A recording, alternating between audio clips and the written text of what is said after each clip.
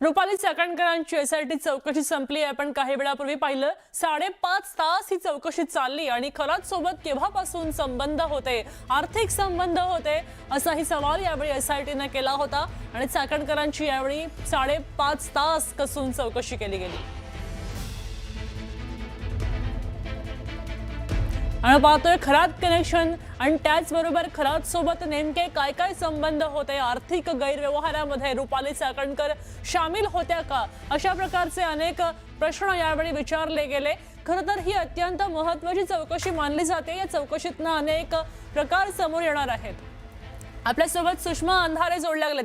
सुषमाताई, आपण पाहतोय की या रुपाली चाकणकरांचं नाव अगदी पहिल्या दिवसापासून या प्रकरणामध्ये गोवलं जात होतं. त्यानंतर त्यांनी राजीनामा सुद्धा दिला, त्यांना द्यायला भाग पडला आणि आता अखेर त्यांची चौकशी झालेली आहे. मला नाही वाटत की आजची चौकशी काही फार महत्वाची समोर आणणारी किंवा त्यातनं काही निष्पन्न होईल अशी चौकशी झाली बरं, तुम्हाला असं का वाटतं? त्याचं कारण असं आहे की ज्या घटनेमध्ये टॉप टू बॉटम सगळीकडे चाकणकर व्याप्त आहेत, चाकणकरांचा संबंध सगळीकडे आहे, त्या चाकणकरांना तब्बल 2 महिन्यानंतर चौकशीला बोलावलेलं आहे. विशेष म्हणजे चाकणकरांच्या बहिणीला आधी बोलावलं, पण रुपाली चाकणकरांना नंतर बोलावलं गेलं. त्यामुळे जी जोरदार चर्चा ऐकायला मिळते ती आजची चौकशी ही फक्त नावापुरती नुसताच फार्स होता. कदाचित आज चाकणकरांना क्लीन चिट देण्यासंदर्भातच बोलावलं असेल का, अशी खूप जोरदार चर्चा चालू आहे. त्यामुळे आज नेमकं 5.5 तास खरंच चौकशी झाली की दिलासा देण्याबाबतचा खुलासा केला अधिकाऱ्यांनी, नेमकं काय केलं कळत नाही आम्हाला. बरं सुषमाताई, तुम्हाला काय वाटतं की तुम्ही आता ज्या प्रकारे मत मांडलंय, तर या प्रकारे या चाकणकरांची चौकशी नेमकी कशा प्रकारे व्हायला हवी होती, तुमचं काय म्हणणं आहे? नाही, चाकणकरांची चौकशी ही पहिल्या आठवड्यात होणं अपेक्षित होतं.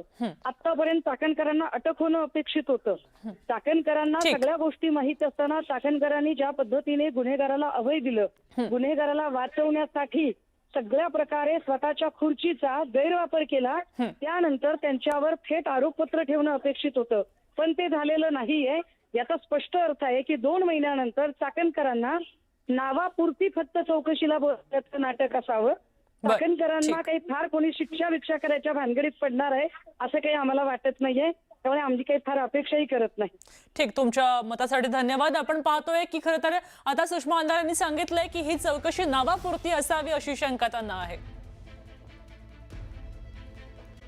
पुढची बातमी, मुक्ताईनगर आणि वडोदा वनपरिक्षेत्रात भीषण उष्णतेमुळे आणि निधी अभावी वन्यजीवांसमोर पाण्याचे मोठं संकट निर्माण झाले.